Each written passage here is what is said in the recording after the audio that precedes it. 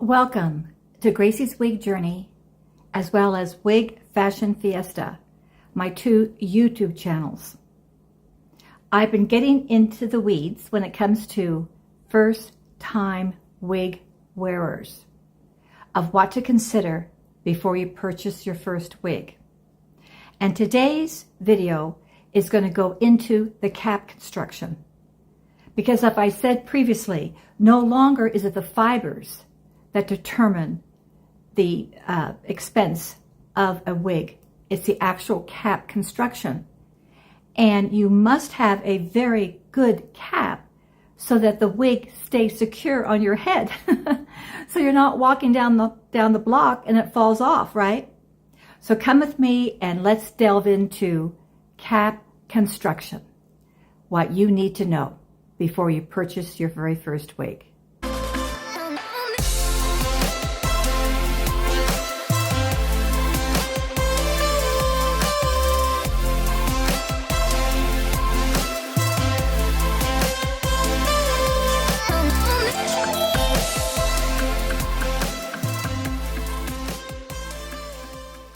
Cap construction.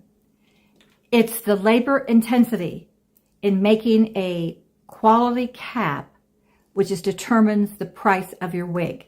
You can get wigs today with human hair, which I have here, less than $25, which included shipping. Beautiful fibers,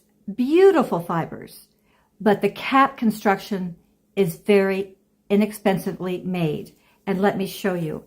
It basically has a lot of stretchability. It looks like your wig caps that they're made today. You see here, you see these open spaces. This is what they call open wefting, where you have strips of fabric of which they machine stitched these long fibers, and this is human hair fibers, but they machine stitch it on to what they call these fabric slit pieces, and they call this open wefting. The good news is that it's a cooler type of a wig, it's a stretchability and all that.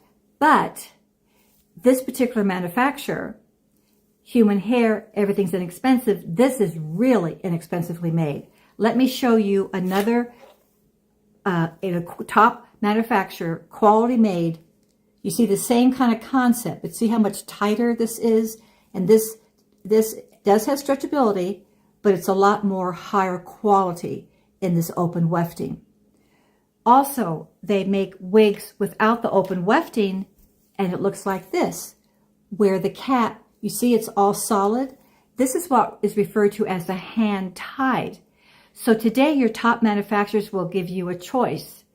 A lot of times you can order the same wig style, but in a hand-tied versus the machine stitched.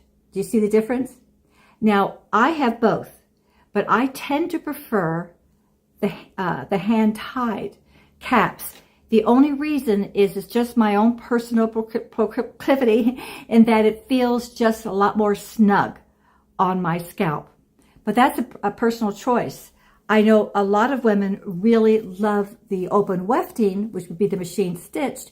It gives them a little bit more flexibility, more stretchability if their cap size, in other words, their circumference is just a little bit bigger.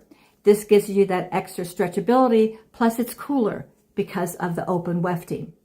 So that is the basic cap construction versus the hand-tied or the machine stitched. Now we get into today what they refer to as lace front and monofilament. By lace front means that the top part of your wig, it could be this very delicate lace that goes to here, sometimes to here, and in some cases all the way down to your ear temples, would be a lace material of which they hand tie synthetic fibers, or if human hair wigs, or the human hair fibers there. It's a very delicate lace, so you must be very mindful that after a few uses, a lot of times it will start lifting. You can use the body adhesive glue that I'll note down below to actually put it on your forehead, then mat it down, and it's perfectly fine. However, the reason why it begins to lift, even after maybe just 2 wears, is that your own foundation that you've put up there is adhering to the lace front. And once you get makeup there, it blocks it being able to fit snugly on your crown.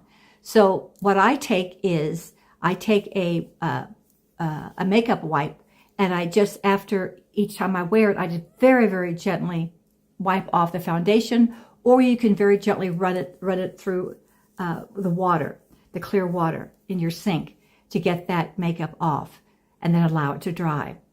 Also, what happens in these beautiful wigs of these top manufacturers, not only the lace front, but they have what they call these monofilament tops.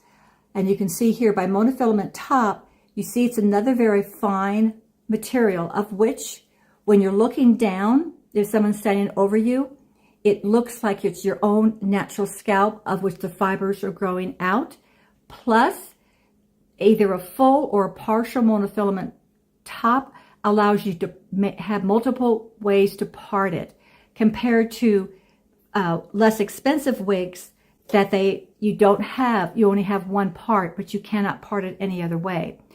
That's the way wigs were made many years ago, and you can still get inexpensive wigs that look beautiful, but you cannot change the part. And when you cannot change the part, it makes your wig look all the more like a wig.